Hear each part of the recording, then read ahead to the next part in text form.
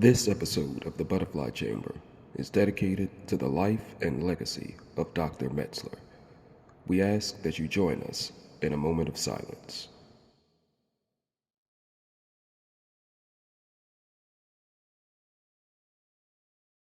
Thank you.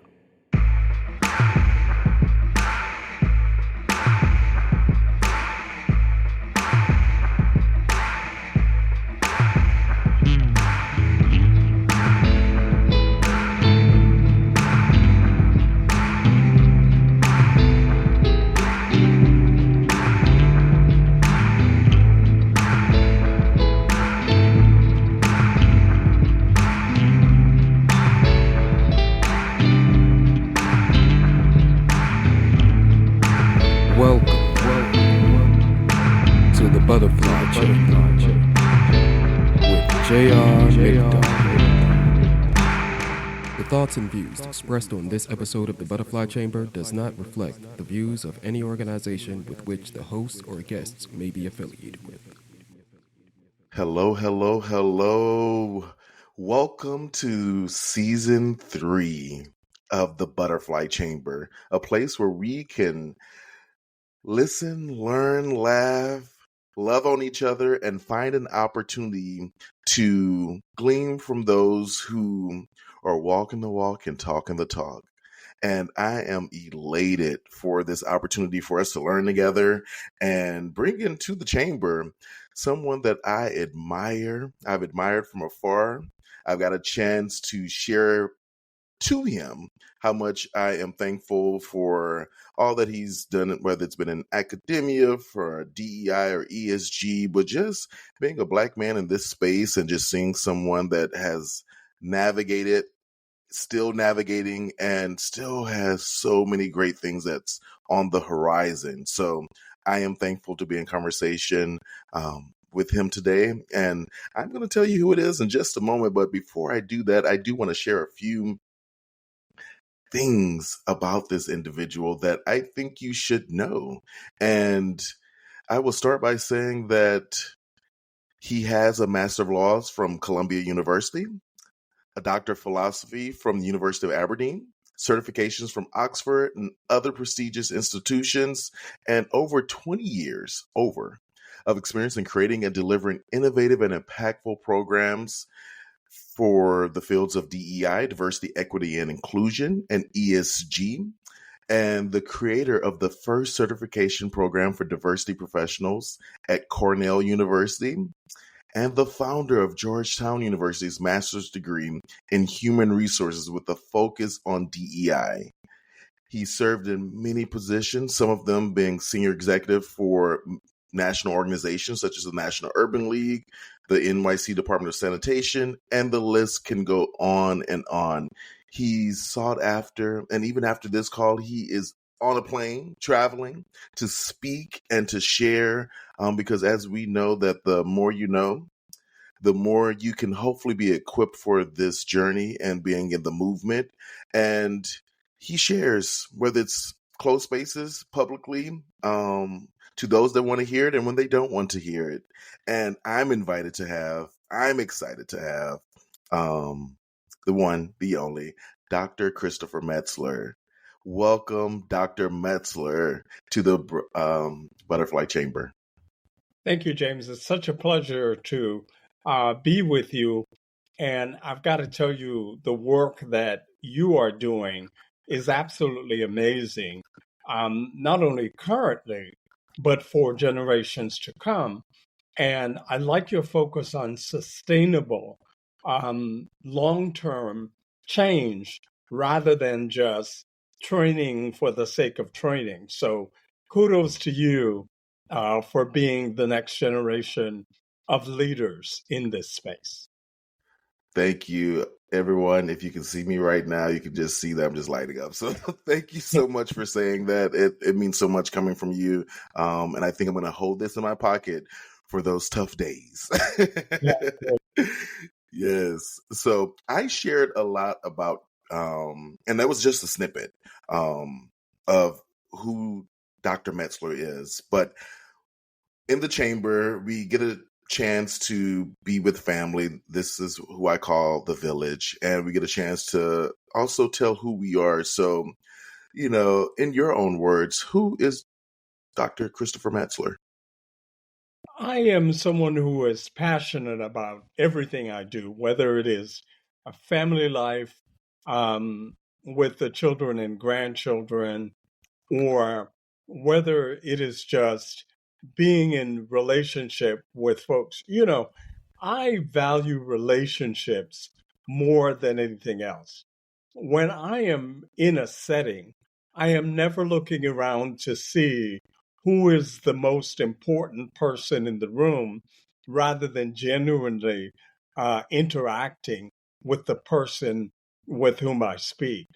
Um, I'm fairly controversial, as folks know, largely because I don't spare punches. I'm just gonna tell it the way it is. It's interesting. There were a number of speaking opportunities available for me for Black History Month this year.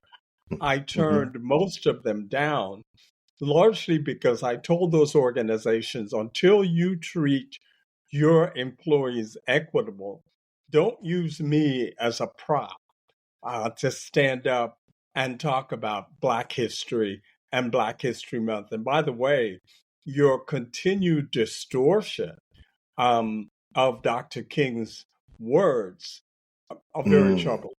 So until you deal with that, because it seems to me that so many organizations, and it is like the only thing that Dr. King said was being judged by the content of your character, not the color of your skin. It seems to me that that's all they know. And from that, they come up with these wild assertions. One organization in particular, where the CEO says, if Dr. King were alive today, he would be anti DEI. Um, mm, I'm not the I've person seen you that. need to come into your organization. So I'm very frank in the discussion. Um, I, when I look at allyship, for example, and I tell people, the question is, you're my ally when I'm in your face. But when you are in rooms where I am not, do you advocate for me?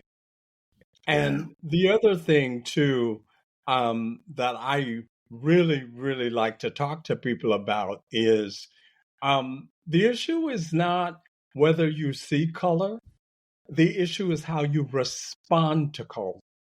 It is insulting to say that you are colorblind Hmm. because you are essentially saying you don't see an essential part of who I am. Yeah. That's not the point.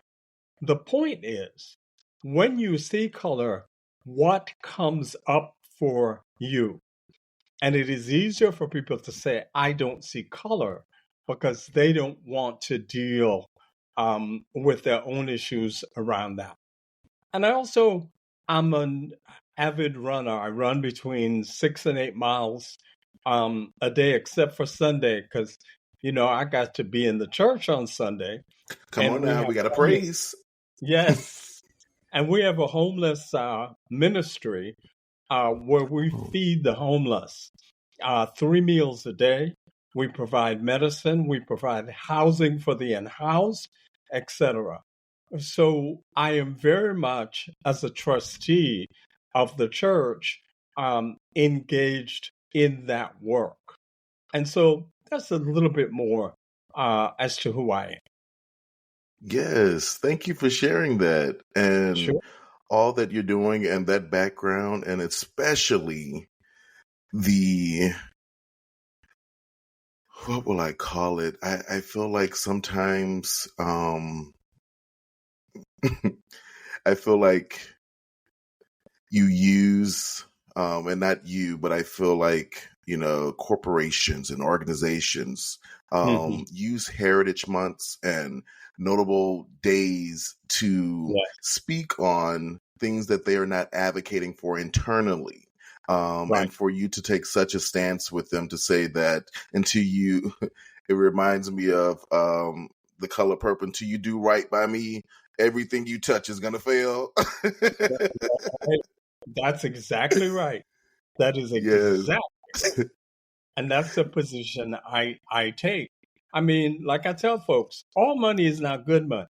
So they can keep their money because I'm not going to step out on the stage and be the person who is doing their bidding for them. It's like I told one Yeah. organization, let's be clear, I'm not the spook who stood by the door.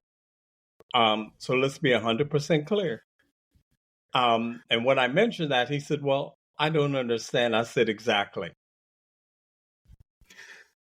Everyone, get your cup of tea because it's gonna be spilled. Telling it like it is. This is what I love about you, and when I've got a chance to sit and listen to you, but even to see you in action, I pray I get to see many more days where I can find ways to support you, because I'm learning how, as I'm navigating as a young professional, Mhm. to actually ensure that I actually share my values. And if my Yeah, values are not being met, that I don't negotiate on them. Um, exactly. one of the things that I had a mentor tell me is that when you have core values that that you stand for, you cannot let anyone, I don't care what the amount is, allow you to negotiate on your non-negotiables. That's right. And I Those think are we've words seen, of wisdom.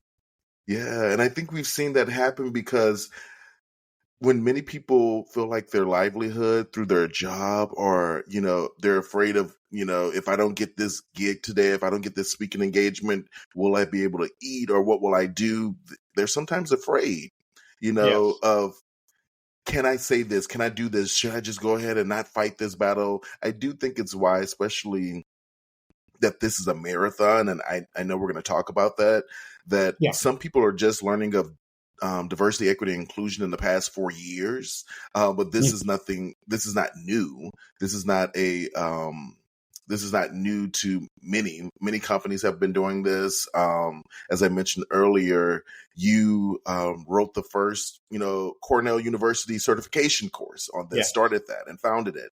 So this has been around. I think a lot of weaponizing has been happening, whether it's been in the Mhm. media and so forth, to try and push a narrative um, Correct. for so many. Yeah, I think that pushing of that narrative. I mean, first of all, you know, I have to explain to folks when you say that there is reverse discrimination, that is absolute nonsense. There is no such thing as reverse discrimination. Look at it this way: all of the laws prohibit discrimination on the basis of race. If I am white and male, if I am white and female, I may bring a claim for discrimination under Title VII of the Civil Rights Acts of 1964 and or various state laws. This notion of calling it reverse seems like you're setting aside this is really bad discrimination. It is reverse. That's nonsense. The laws have always protected everyone. And the other thing, don't talk to me about hiring qualified women and minorities. First of all, minorities, minor to whom or to what? If you're talking about numerical minority, then that's what you should say. In addition to which, I conclude that most organizations do not knowingly hire people who are unqualified. So to say, we want to make sure they're qualified. Well, I want everybody who's working for me to be qualified. But this is the language, this is the weaponization, as you were speaking about, that has caused this angst in Yeah, organizations. And for DEI professionals, I will say a lot of the training that you do in organizations um, is in part responsible for backlash. First of all, your training should be behavior based. It should not be, because then you can measure the impact. of that. It should be behavior based. It should not be grievance. It should not be, and too many DEI professionals want to solve the problems of the external world. And Yeah. that's really not what you're in the business of doing. You are in the business. I look at it this way. When people are in my organization, I rent their behavior. Since I pay the rent, I tell them how they behave. Period. End of story. And when it comes to issues of sexual orientation, I have to tell people all the time, because what they say to me is, well, I don't care what gay and lesbian people do in their bedroom. I don't care what anybody does in their bedroom. It's Right. inappropriate conversation for the workplace. In addition to which, sexual orientation includes people who are straight. So Yeah. stop talking about this stuff. Stop minimizing it. And frankly, if gay marriage bothers you so much, don't get involved in one. And Well, that's the bottom line. I think we yeah. have to be really clear with folks that your language is causing problems. We need to invite everyone. Diversity includes everybody, it doesn't Everyone. exclude anyone.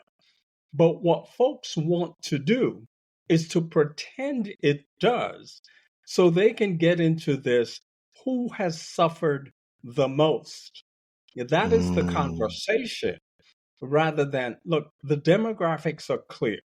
You cannot stop diversity by legislation or by the stroke of a pen. America is becoming more and more diverse in a number of ways. The question is, how do you capitalize on that so that you have, and let me say this, people talk about a so called business case for diversity. yeah. Right? I Here's hear the it all the problem. time. Yeah, it doesn't, there is no business case. Here's the issue, the Okay. issue is a value proposition. From a value proposition standpoint, you have to answer the question, what is the value of diversity to the business? That way, you can then add quantitative and qualitative metrics to bear that out. And that is the mindset in which diversity professionals, that's the mindset they need to have in order to beat this backlash. I love that value proposition. Not going into this believing well, there's not a business case. There's none. No, there's not. There's not. Because here's why I say there's not a business case. What organizations are saying is if we hire people who are different, they will automatically bring business to the organization and increase market share. Hmm. That sounds good. Where's the data? That's the other piece that diversity professionals really have to look at is a data Data. mindset, Yes. quantitative metrics. What are the hard numbers? But quantitative is not enough. We then have to go to qualitative to explain the gaps and fix the issue. What we want to do, remember, the business case for diversity, that term came about by the late Roosevelt Thomas. He did it because he said his exact quote was affirmative action will die a natural death. And so, to avoid problems, let's create a business case for diversity. That has Okay. not been well defined. The assumptions and the logic behind the current way organizations define business case simply fail because there is no sound methodology. Businesses operate on value.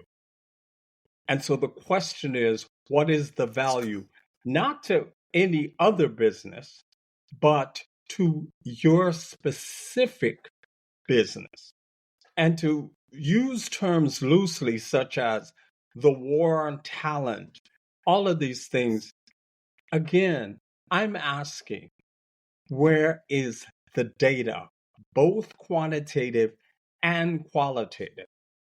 And that's a big gap in what has gone wrong with efforts of diversity. Yes. And to all of my DEI professionals that, I'm sorry, Dr. Metzler, I couldn't hear that last piece. So I Oh, hope yeah. I didn't interrupt you there.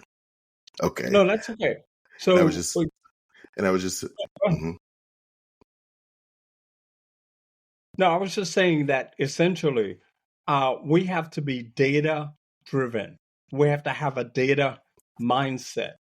It has to be both quantitative and qualitative. Because we've had focus groups, that's only part of the process. That's the Yeah, qualitative component. But if you don't have quantitative data to begin with, why are you doing focus groups? Based on what? Based on why what is it someone based told you? And by the way, for folks, when they're doing focus groups, the role of the facilitator is to facilitate, not to talk. Focus group facilitators spend too much time talking. Frankly, we don't care about your experience. That is Yeah, not why you're here. You should come armed with quantitative data, and then let's explore what the gaps are. That is the best service you can provide. yes. And I hope that everyone has their notepad, their pen, and are writing down these action items that I'm hoping that hopefully you're already doing this. But if you're not, that you will pivot to make sure that you are aligned here. Because we're here listening and we're hearing it from the architect, someone that is doing this work, that has been doing it, writing the book on it. And we'll talk about that soon as well. But what I think stuck out to me, because I'm in the learning and development space and trying, part of my passion and purpose is teaching, encouraging, and empowering others. And the teaching piece, and hearing you talk about the training and behavioral, there's this thought in my head that comes to me as it relates to change behavior and how do you hold leadership accountable when Yes. they do not change? Because what happens, and I've seen it many times, is that when you put in place strategy, whether it's a DEI strategy, and you share that this is the way inclusive leadership should look, this is the way that allies should look, and this is what our company stands behind. But you have leaders who are not bought in, or they're still doing business as usual, and you don't hold them accountable. Yes. To me, that really does, honestly, I feel like it it just, everything feels like it starts to crumble because there's no It does. validity to what you're teaching or preaching and what the experience is by those employees. Absolutely. Have And you, so, no, yeah, go ahead. no, I was going to see, what do you say to the person that is not holding leadership accountable or don't have that connection? They're not committed to change. It's very simple. And see, but this starts at the beginning of an initiative. Leaders in organizations must, number one, do a stakeholder analysis. Who are the stakeholders? Those stakeholders must include them. Fundamentally, the problem with diversity work is that it is not linked to change management as a discipline.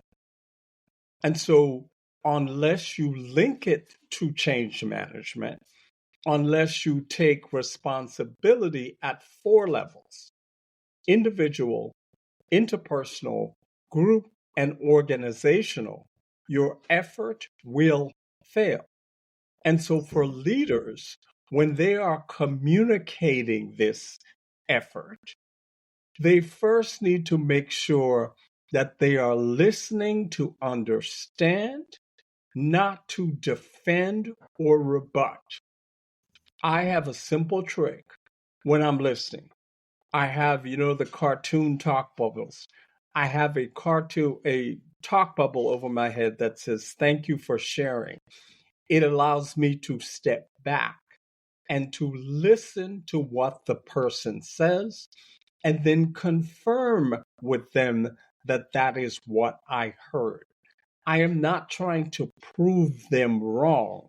I'm trying to understand why they are in the position that they're in. And let me just say, as we talk about white men in organizations who feel excluded, I do think that in some cases that is legitimate, because folks say they're going to be detractors. I don't want the detract. I want them in the conversation so I can figure out exactly what's going on. But to the white men, I will say this is a genuine engagement. It is not a conversation in which you are coming from a defensive posture. And so we encourage everyone to be part of that conversation rather than excluding folks who we think, and this goes to the question of affinity groups.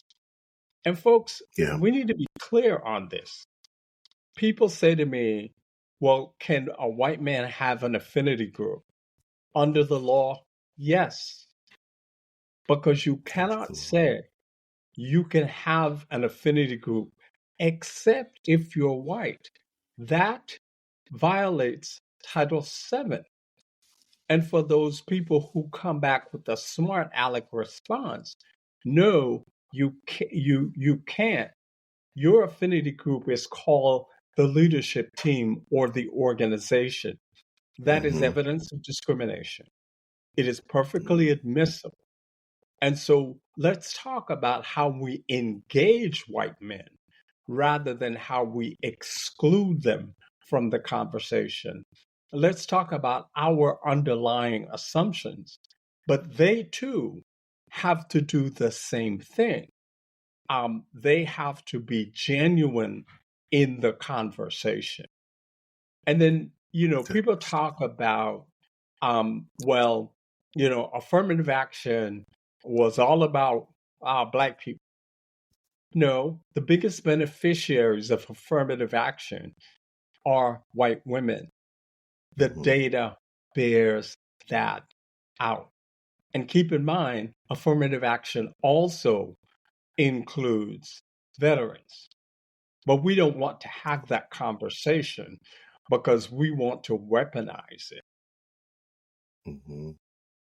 And I think, in addition to what you're saying, is many times because they're weaponizing it and thinking they're doing a disservice to underrepresented individuals that look like you and I, they Yes. end up sometimes harming themselves in the process. Correct. Yeah. So one of my thoughts is that I kind of want to, I guess, go back to, and some of that is your origin is, how did the first diversity certification program come to be at Cornell. And I would like to say that I am a beneficiary of this program. I took it several years ago, and I was so thankful for this because it truly helped me to understand that this is what I should be doing as it relates to a career. Because at one time, I did not know it existed. I just knew I loved to support people, that I can galvanize organizations, but actually having a structure for how I can go about doing that really came through this program at Cornell. And so thank you. Yeah. And how did this come to be?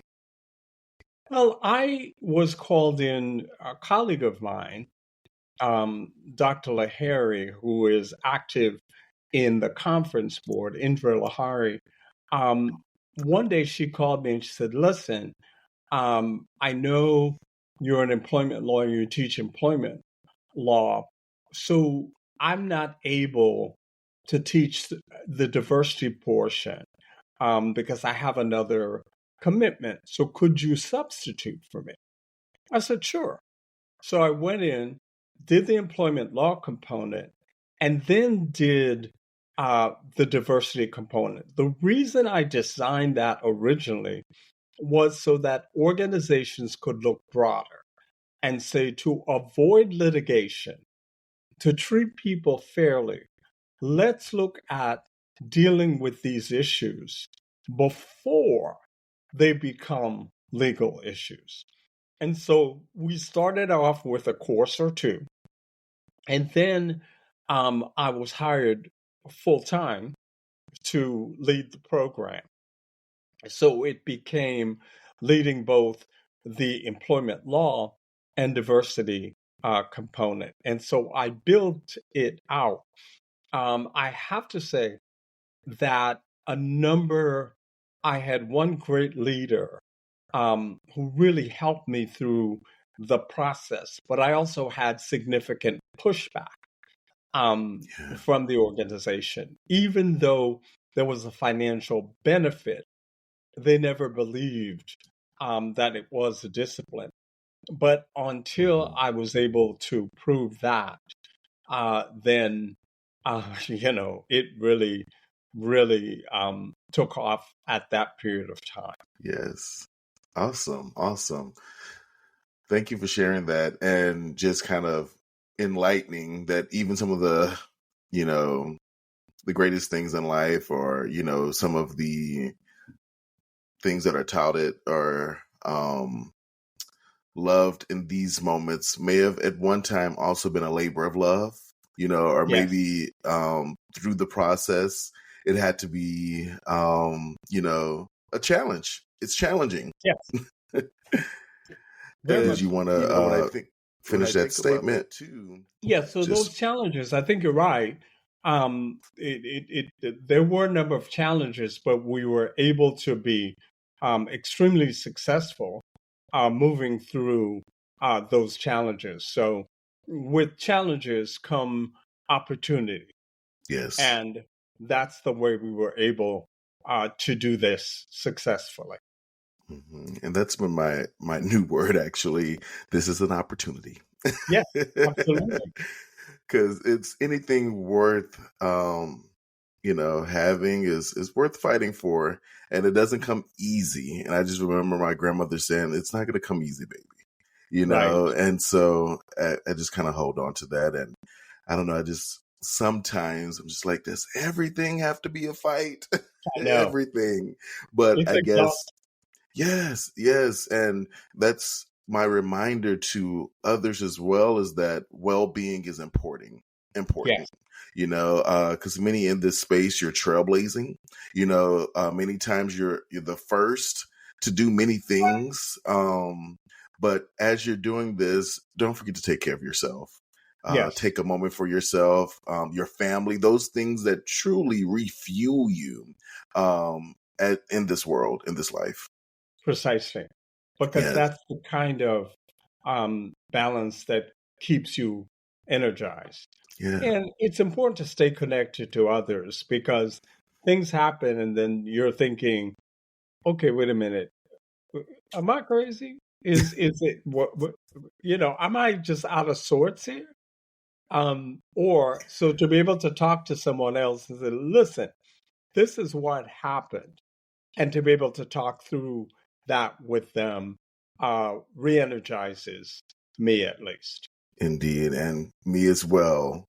So, Dr. Metzler, according to the Wall Street Journal, corporations are talking less and less about ESG and DEI efforts on their earning calls. You know, it doesn't seem like it's top of mind there.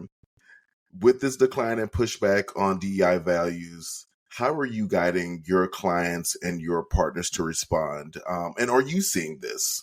Because maybe they're Yeah, off. yeah, But I am seeing some of it, but the way that I'm advising them is to pivot, not panic. Um, that's the way that I'm advising them to do it. So as we look at this work, let's look at making the value proposition.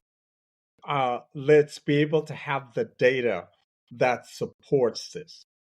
And I'm going to break a bit of news here for you. I am going to be joining the Burning Glass Institute, where I will lead an effort to professionalize the profession. Here's the problem we have: diversity is not a profession. Human resources is a profession. Diversity is not a profession.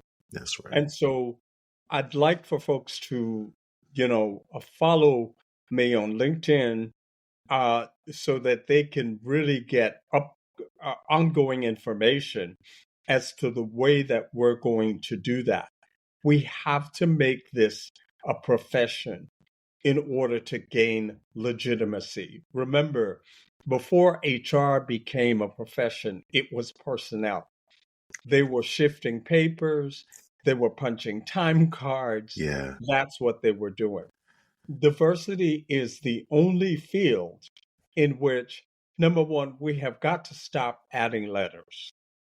You don't see the CFO, ABCD. We've got to stop doing that. We have to have business-minded people in these roles. There have to be skills and competencies. And so that is the work we'll be doing at Burning Glass. Thank you for breaking that news here, and Absolutely. congratulations. That's awesome. I know Thank you. they're elated to have you. And where is this based out of? Will this be centered here in the States? Is it Yes, global? Okay. yes. And we will be looking for participation Okay. from folks who are currently, we don't have the answers. We have a framework, Yeah. but we will be looking to engage folks who are in the field, who want to enter the field, using Burning Glass's capability relative to competency development, economics, business. We will be doing that. And so much more to come on that. I will be posting regularly on LinkedIn about it. I mean, that's my main social media piece because I find that to be the most useful. Yes, yes. And hearing about this and legitimizing, making it a profession, Yes. is it safe to say, and that's why I'm going to ask and not assume, is it safe to say that we should not have DEI under HR or within Oh, HR? absolutely not. What's the harm there? What? So here's the harm. This assumes that DEI is only about HR issues. It's not. It's about supply chain. It's about supply diversity. It is about community engagement. It is about impact. HR doesn't do those things. And so to bury it in HR, the reason, though, that organizations are doing it is because they believe that HR is a profession, DEI is not. And so naturally, they put it in HR. That's a mistake. In addition to which, if things are not working and you have the DEI professional in HR, and you're expecting change, then the HR professional, you're asking them, the diversity professional, you're asking them to tell on their boss who is the head of HR. That's not going to work either. Right. That's not how organizations function. That is why I say DEI must be linked inextricably to organizational change and organizational behavior. Got it. Okay. Thank you for that. And given that clarity for, there are many that the alignment is under HR as it Yes. relates. And I've even seen ESG within that as well. And I guess because of thinking of the social piece and community and trying to lump that together. But that's the mistake. Here's the problem with ESG. Everyone wants to go in the diversity HR space to the S. Yes. The S is important. What is more important, and we talked about accountability earlier, is the G. It is the Governance. governance piece. We're missing that when we talk about ESG. Everybody immediately wants to gravitate. Organizations, I advise, strictly have an S component and a G component because we can hold people accountable through the G component. We cannot hold them accountable through the S component. Mm-hmm. The S component is about activities. It is about social activities. It is about corporate citizenship. Yeah. It is not about accountability. And so we're making the same mistake where we put diversity in HR because we're not focusing on the G, which is governance. Thank you. Thank you. So good. So good. So I'm going to ask these questions because I know the chamber wants to know. So legitimizing, making it a profession, was that happening when we seen CDOs being hired, or maybe No, that was not happening there at all? no. Because what's tough is that I seen the CDOs being hired. We all seen them, and then within a year's time, they were right back out the door again. Yeah, because the hiring of CDOs was reactionary to George Floyd. Got it. In addition to which, we have to talk about the fact that a number of organizations made commitments after George Floyd. I am researching data now on how many of them kept those commitments. Woo. And the reality is not many. Mm-hmm. And so it was reactionary, which is why I go back to my piece of linking it to organizational change. On the certification front, my concern is that we have too many random certifications that are going on. Yeah. And none of those are competency based, not one. Mm-hmm. None of those really test whether someone is competent in this work. And so we have to get control of that. To simply have people take classes, give them a certificate, and say they are certified is not enough. Yeah. Certified in what? Mm-hmm. Based on what discipline? How can we validate that certification? That's a major part of the problem we have. Mm-hmm. So what do you do, Dr. Metzler, as it relates to staying up on the latest practices within DEI or news? What resources would you recommend for someone that is saying like, hey, I know I need more than just this. I need to make sure that I'm staying, ever present with what's happening in the world. What do you recommend for them? Well, I recommend that they look to Europe. World Economic Forum. I recommend that they look to publications on DEI coming out of Europe, because I think Europe has a more developed model than we do in the United States. I recommend that they read up on organizational behavior and organizational change. Those are the things that I think it's important. And I think folks need to stop saying DEI is dead. And I think they also, now there's some anti DEI legislation that has come out from a number of organizations, Christopher Rufo and crew. I think they ought to look at that legislation, readily available on the web. Mm-hmm. Look at the anti DEI legislation. Look at the holes in that legislation to see how you can still do the work even under that proposed legislation. Got it. Thank you. And I think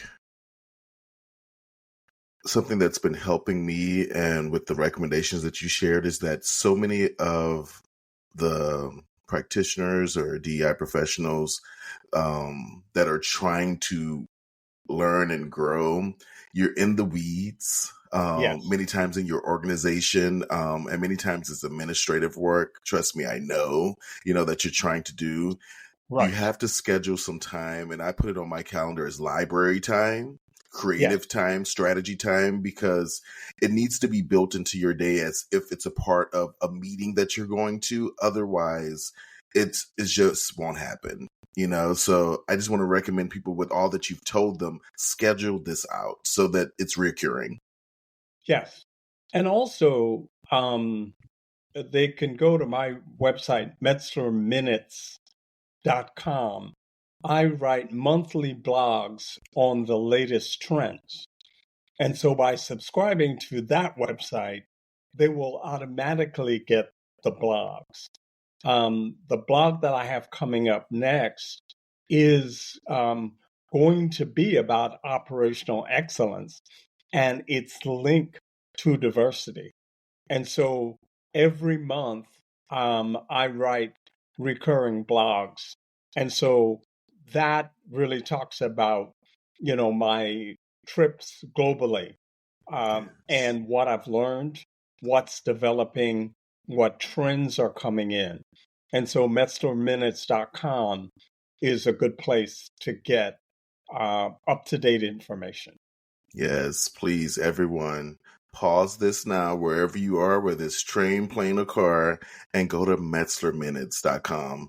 Subscribe. Thank you. This is the way that you can make sure that you're hearing from a premier thought leader. And I'm just calling him the architect because I feel that he's continuing to find ways to build and strengthen this infrastructure as we know it. So as I'm listening to you and I'm thinking, how does James, how does JR, like, as I'm listening to you, how do you carve out your own lane? I feel that I'm intentional because I write down, I have meetings with my own self quarterly.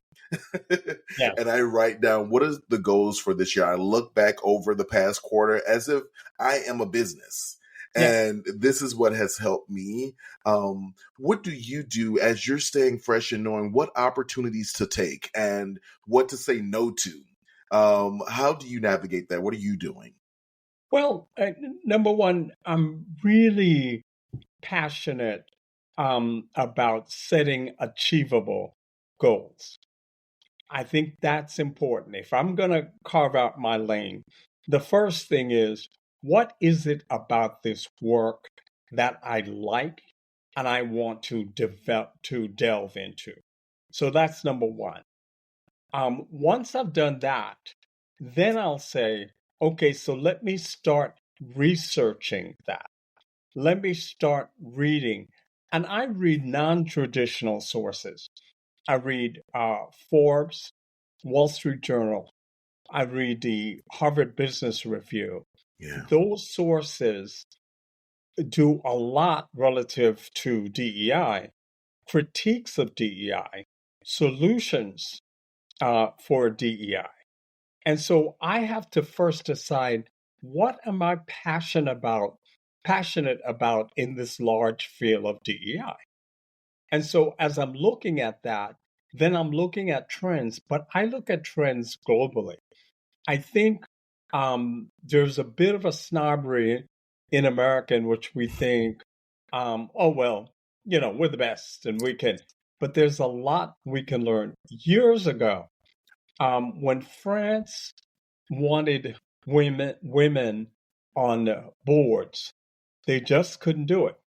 What they did was, um, if by the end of each quarter, the organization didn't have women on boards, what they would do is charge them the equivalent of 5,000 US. They called me in and said, okay, this isn't working. What do we do? I said, listen, here's what's going to happen. They're going to pay it. They'll pay you the 5,000 because it's a nuisance value. Here's what we're going to do. We're going to delist them from the markets. Once we said we're going to delist them, France and so much of Europe now has a significant amount of women on their boards. You have to be extremely adept at business. And that's the other thing. I think we all should look at business. We all should look at, okay, if businesses are being successful, what are they doing? And mimic that as you carve out your lane. I mean, I was also called in again to France years ago when there were riots in the streets. At that time, the culture minister said to me, I need you to help me with this. He was preparing a statement. The statement says, we are going to go after all of the hooligans in the suburbs of Paris. Here's the thing. Paris has reverse living, and so the suburbs are inhabited mostly by Black and brown people. The city is inhabited by the rich white billionaires and millionaires. And so I said to the minister, you cannot issue that statement. It is essentially racial profiling. And so we work through that. In the area of sports, World Cup in Qatar, I was, as a member of the Georgetown team, head of communications, and as they were bidding for the World Cup, they needed 10 African countries. So as the head, one of the persons said to me, well, you're the Black guy. Go talk to the 10 African countries and tell them we need the votes. I said, first of all, I was not born in Africa, and so that's not going to work. Here's what we're going to do. We will build, Qatar is a very small place. They were building 15 stadia. Qatar could not sustain 15 stadia. They don't have that many people. I said, so what we're going to do is build portable stadia. So right after the World Cup, those were rolled off, sent to the 10 African countries, and Qatar would provide management and upskilling of their workforce for 5 years. And so that was a diversity strategy, which I pioneered, that helped them get the World Cup. So you have to be very creative in how you do these things. Yeah. And it's a strategy. Like, that was strategic. Like, just hearing how that pivot, and you said this earlier, don't panic, pivot, right? That's right. Wow, that's amazing. And is there an event or a period from your life that, because that seems like a defining moment, but that provided a defining moment to your journey? Where was that Oprah aha? Yeah, that in fact was the defining moment because Yeah. um, as we're looking at this, because when I went to Georgetown, in addition to the HR degree, I also developed for them six additional master's degrees, including sports management. And so that was a pivot development standpoint for me because, frankly, it was difficult to figure out how to do that. And so that was a defining moment, which then validated for me the fact that I can be creative, I can be strategic, and start with the end goal in mind. Whenever I do diversity strategy, I start at the end and Hmm. I ask the question, if this were to be extremely successful and meet the mark, what would change? What would stay the same? And why? Now, then I can build strategy from there. I'm not going to take so called best practices, try to cobble them together and create a strategy. That is not even strategic, that's reactionary. And so I learned from that defining moment that that is the way that can be done. Wow. Wow. Thank you for sharing that. Sure. And thank you for sharing today. We've heard so much. I am further in awe to even wonder, when does Dr. Metzler sleep? When do you rest? Well, I go to bed. I am in bed probably usually by 9 o'clock. Got it. Because I got to get my rest. You got to get it. You got I to got get to it. get that rest. nine Yeah. o'clock. And one of the things for me, people sleep with the TV on. Mm-mm. None of No, that. no. Lights out, TV off, Yes. all of that, because it gives me the chance to rejuvenate. Yes. And everyone take these notes. Impactful life, long living, rest. Yeah, Get your sleep. You can't be up get at your all sleep. hours of the night thinking you're gonna make Yeah, it. get your sleep. And then Yes. on the weekends, I look at family time, family brunches, family breakfast, those kinds of things. And I know when to shut the phone off, Yeah. which is the other piece. This constant scrolling Hmm. doesn't. Yeah. I found myself, Dr. Metzler, one day scrolling for 3 hours. Oh yeah, yeah, And I didn't even know it had been that long. And it was in that moment that I realized I'm going to go on a social media fast. And yeah, I normally go on the fast at the top of the year anyway for my church. We do the Daniel's fast. And so I would normally do that. But this time I put off social media and I felt like I gained so much time back in the world. I oh was yeah, like, thank you. I was doing things. I don't know. I was just more tapped in. And so I've actually kept that up. It's March now. And so I'm not on social media when I say social, like I'm on the business platforms, but yes, that's only for a moment. But that scrolling TikTok, no, no, Instagram, Twitter, X, I'm only on there on the weekend now. And I yeah, have a time limit for how yeah, long I'm going to stay on there. And I don't miss anything really. no, I don't know no. what I felt like I had to see that 3 hours was gone from my life in You a can't day. get that time back. And most of it is a repeat anyway of something that somebody said.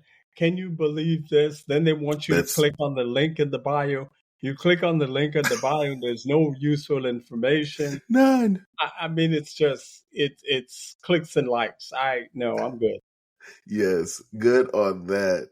Well, Dr. Metzler, let the people know what is next for you because someone told me that there's a book in the works. And Yes. so let the people know what's next for you, how to tap in with you, and how they can engage in your journey. Yes, absolutely. So, my book that's due out this fall, it's called Diversity as Operational Excellence, published by Wiley. I'm in the midst of writing as we speak. So, when I get on these airplane rides, perfect time for me to write, edit, etc. And that book really explores starting with my journey at Cornell up to present, Mm. looks also at what went wrong with diversity, how we can correct that. It's very thorough on summarizing the legal issues. And it also is very practical with tools as to how we can do this work and do it correctly. So that's next. MetzlerMinutes.com. Follow me on LinkedIn, Dr. Christopher Metzler on LinkedIn, and you can keep up with my journey. I've got lots to say. I have lots of tools. And if you feel you want to reach out to me, just ask a question, feel free to do so. Yes. Thank you. And trust My me, pleasure. what Dr. Metzler has shared is true to who he is and what he believes. And I am thankful for the transparency that I've got to experience in the time that I've known him. And I am looking forward to, please just let me know what I can do to support you. But I will have my book in hand, looking to get it signed and Yes, ready for this next leg of the journey as we continue to grow and legitimize this into a profession. And I love that that is now in my mind frame of we need to be working on that next and now. So yeah, and that is, again, as we talked earlier, as to the defining moment. That's the next defining moment as I continue to move through this journey. yes. Well, everyone, thank you for tuning in to the Butterfly Chamber with J.R. McDonald and our guest, Dr. Christopher Metzler. You have an awesome day, a You do as well. productive and powerful week. All of you amazing. Thank you. Thank you.